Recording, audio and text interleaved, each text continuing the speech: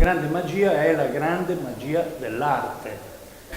Qui in particolare c'è uno sforzo da parte degli artisti di pensare al tema che una casa non è bella se non ha un'opera d'arte.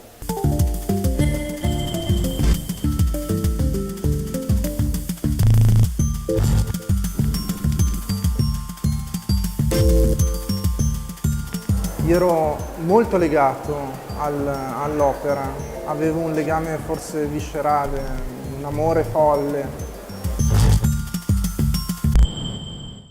Poi piano piano ho capito che è meglio abbandonare il figlio perché diventa dannoso per me, ma soprattutto per l'opera stessa.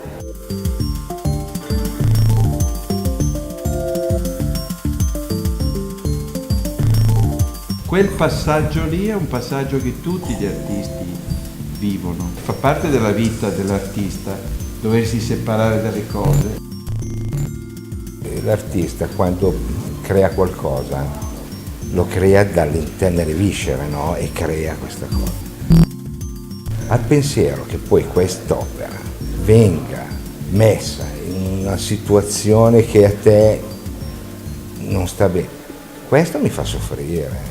Tu devi andare ad accendere le candele. Io devo accendere le candele, ma posso aspettare ancora un paio di minuti. No, se vuoi me ne vado.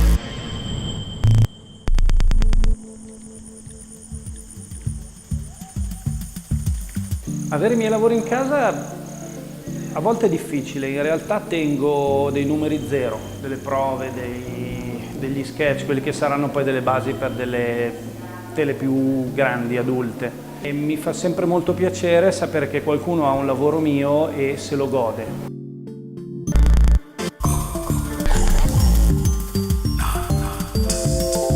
Sono cresciuto in una casa piena di quadri, che poi è quella cosa che affascina le persone quando ti entrano in casa, perché in fondo il quadro è caldo, è accogliente, vive con te, ti segue per tutta la vita e soprattutto fa casa.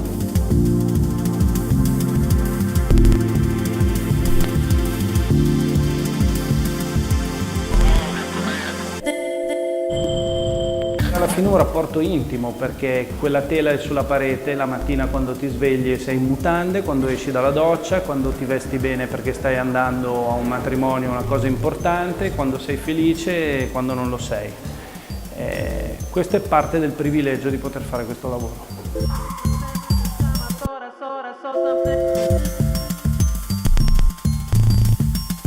Qui ci sono gli artisti che si raccontano.